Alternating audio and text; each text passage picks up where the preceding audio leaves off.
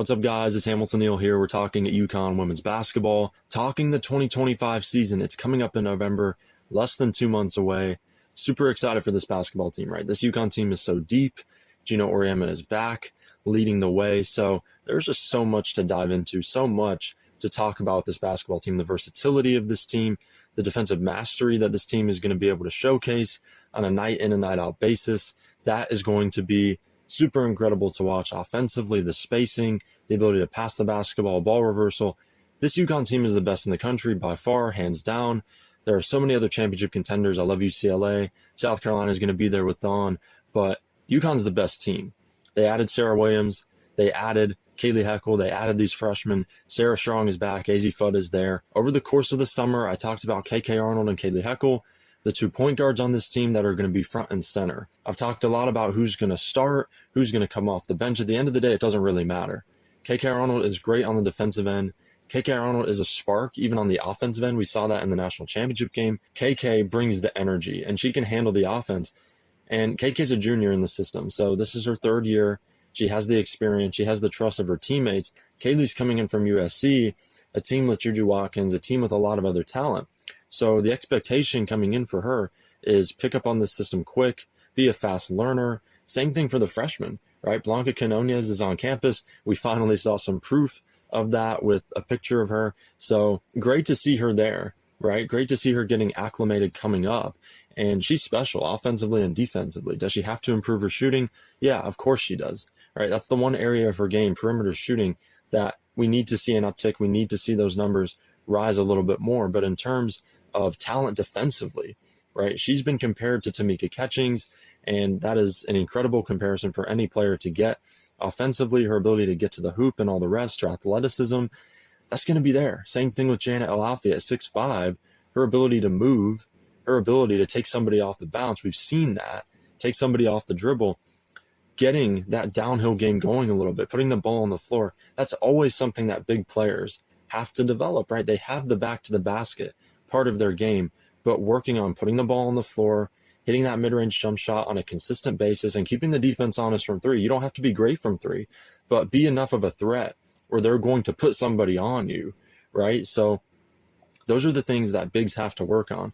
There's been an Ice Brady crisis at UConn for quite a while now, and I talked a while back about how she can succeed with this basketball team. Now, I don't think she's going to play a huge role just because of the depth, the growth of other players, the construct of this basketball team. I just don't think she fits in. She's going to be deep on that bench, and just with her limitations offensively, with her limitations at her size, I just don't see it happening, right? Unless, and this is the only way that she can succeed, is if they play her not as a back-to-the-basket player, but more as a high post, 6'3" player that's not backing you down every single possession. I have to see more consistency from her in every single area, including that mid-range shot, which would be really the hallmark of her game. If she's going to be a successful high post 4, she's got to be able to play good with the guards and set screens and hit mid-range jump shots. And can she do that? I don't think so right now. Now, she's going to have to develop that, and I think will develop that, because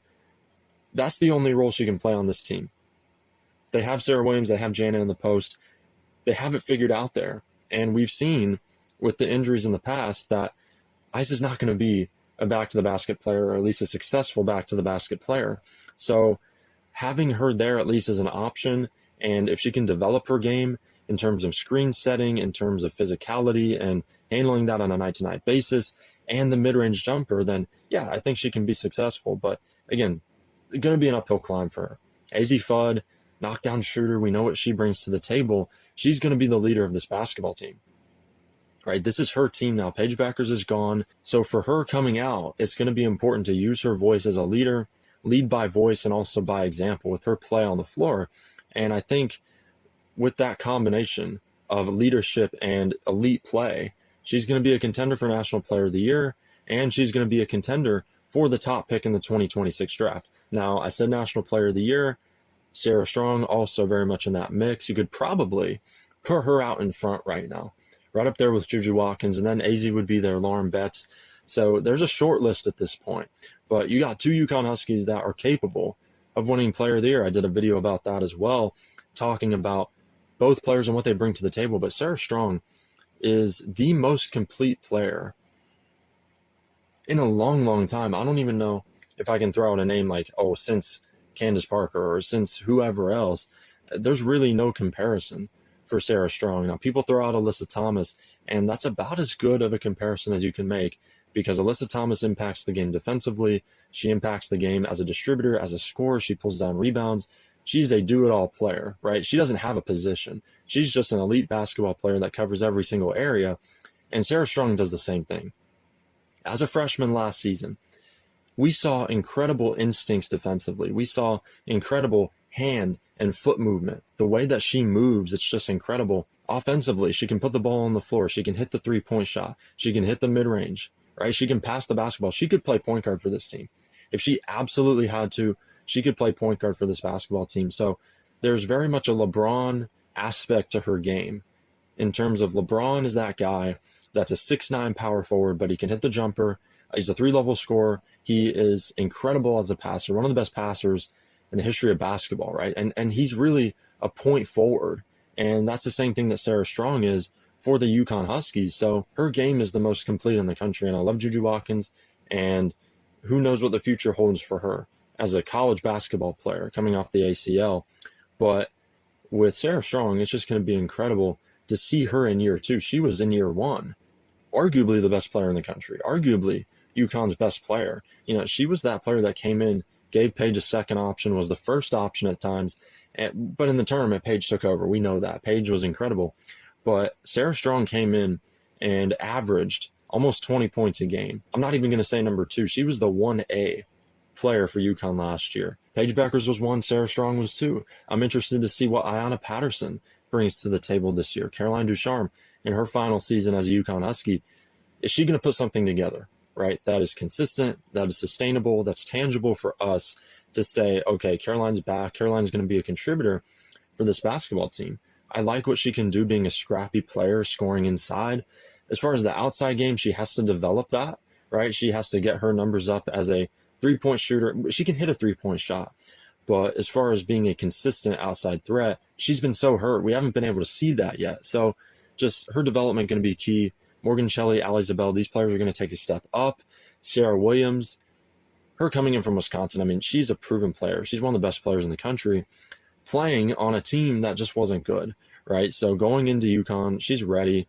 She's a pro-type player, the way she carries herself and the way she plays on the floor, right? She's a player that can play in the WNBA with her size, her ability to rebound the basketball, all the rest. Great to get some content back up. And things have kind of been in and out. There's a lot going on right now. So just finding the time to put videos out consistently. Really, I would like to put out multiple videos per day. And I don't want to overload you with content, and I don't want to overload on content. But just having things to put out, having things for you guys to watch on UConn, and having this be the source for UConn women's basketball content on YouTube, very important for me, because there are other channels that do a lot of really good work, but I want this to be the place where you go first for UConn women's basketball content. Because, and this is why we call it UConn Women's Basketball Plus now, is because you can find all this information about the team and all the rest out there. But for the in-depth stuff, for the recruiting stuff, this is where you're going to find the most content. This is where you're going to find the best content on the players that UConn's recruiting, under the radar stuff, prediction videos, players UConn should be recruiting. Like, we're going to try to cover everything. Really excited to get back on here and just talk for a while about UConn. So excited for the season. And take care, guys. Love you guys. See you in the next video.